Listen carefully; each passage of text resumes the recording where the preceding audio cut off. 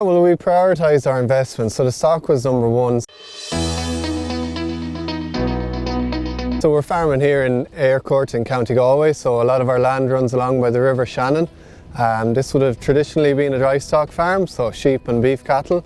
And we made the decision in 2017 to look into going into dairy farming. So I farm here with my dad, and two of us are in a registered farm partnership. And 2019 was our first year in milk, so we milked 100 cows that year. And this is our second year, so we milked 150 cows this year. It's me and Dad. He'd kind of be on a part-time basis at this stage. And then my fiancée Beatrix and my daughter Isabella would be about now and again.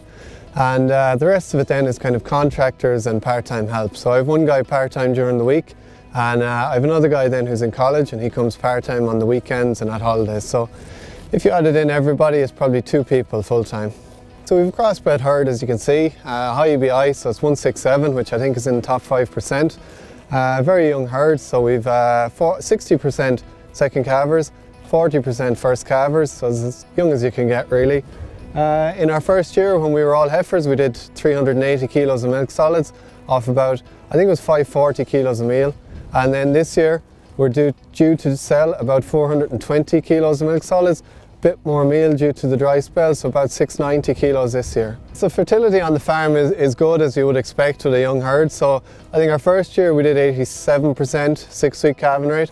This year it jumped up to 92, and projected for next year it'll be quite high again, it'll be up around 90 again. Well, we prioritised our investments, so the stock was number one, so I bought the absolute best stock I could afford. We didn't really compromise on price. Then the next thing was what actually makes you the money, so that's your grass. So we reseeded a high percentage of the farm, and we put in good roadways and good water systems, good infrastructure to let us get at that grass for a long grazing season. We would have put in a 20-unit milking parlour, so we availed of the TAMS grant, and we would have put in a lot of cubicles and everything required.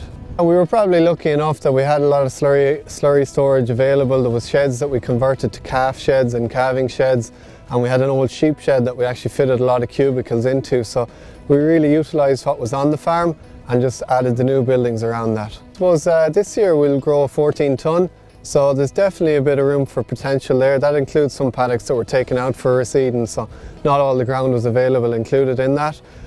Grazing season will be quite long here. We're a very dry farm, so as cows calve from the 1st of February they go out, and they'll be still out until mid-November, so we'll be touching 280, 290 days of grass.